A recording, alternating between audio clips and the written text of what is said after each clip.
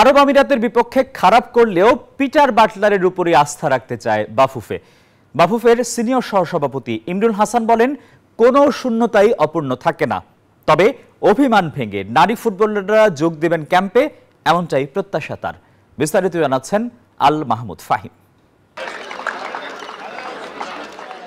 Coach Peter বাটলারের ইস্যুতে 18 জন নারী footballer অনুশীলন বর্জন করে চলেছেন। এমনকি বাফুফে কর্তৃপক্ষের অনুরোধেও অনুশীলনে ফিরে আসেননি ফুটবলাররা। সেই সমস্যার এখনও কোনো সমাধান করতে পারেনি বাফুফে। এদিকে ব্রিটিশ কোচ বাটলারও সাবিনাদের ছাড়া জাতীয় দল সাজাতে প্রস্তুত। গত সাফের পর 26 ফেব্রুয়ারি সংযুক্ত আরব আমিরাতের বিপক্ষে প্রীতি ম্যাচ দিয়ে খেলায় ফিরবে বাংলাদেশ। 15 ফেব্রুয়ারি এই সফরের জন্য দল ঘোষণার কথা রয়েছে বাটলারের।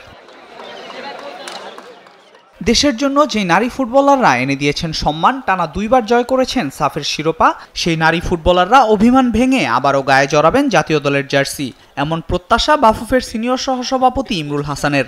নারী ফুটবলারের প্রতি আমাদের মেসেজ যে ভুল ভ্রান্তি বা একটা পরিবারে কিন্তু রাগ, অভিমান, ভুল ভ্রান্তি থাকতেই পারে, সেসব কিছু ভুলে আমরা একসাথে মিলেমিশে কাজ করতে চাই এবং আমি মনে করি যে তারা তাদের সমস্ত অভিমান বা রাগ যেটাই বলি না কেন ভুলে জাতীয় দলের ক্যাম্পে যোগদান করবে। তবে সিনিয়র ফুটবলারদের ছাড়া সংযুক্ত আরব আমিরাতের বিপক্ষে বাংলাদেশ ভালো পারফর্ম না করতে পারলেও এখনই কোচ পিটার বাটলারের উপর আস্থা হারাতে চায় না বাফুফে। পিটারের সাথে যেহেতু আমাদের একটা চুক্তি হয়েছে, তো যদি এই আসন্ন সফরে ফলাফল নেতিবাচক কিছু হয়ে থাকে, যদিও আমি মনে করি সেরকম কিছু হবে না, কিন্তু যদি হয়েও থাকে তা আমি মনে করি যে পিটারকে, যেহেতু আমরা পিটারের সাথে একটা সময়ের জন্য চুক্তি করছি, তাকে সে সময় পর্যন্ত দেখা উচিত। এছাড়াও বেশ কিছু প্রবাসী নারী ফুটবলারকেও দলে ফেরানোর কথা ভাবছে বাংলাদেশ ফুটবল ফেডারেশন।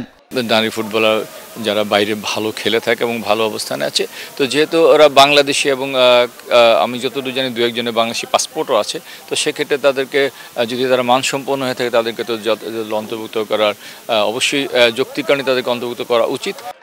এখন সিনিয়র ফুটবলাররা জাতীয় দলে যোগ দেবেন কি দিবেন না সেটা নির্ভর করছে তাদের উপর। আল মাহমুদ ফাহিম, নিউজ 24, ঢাকা।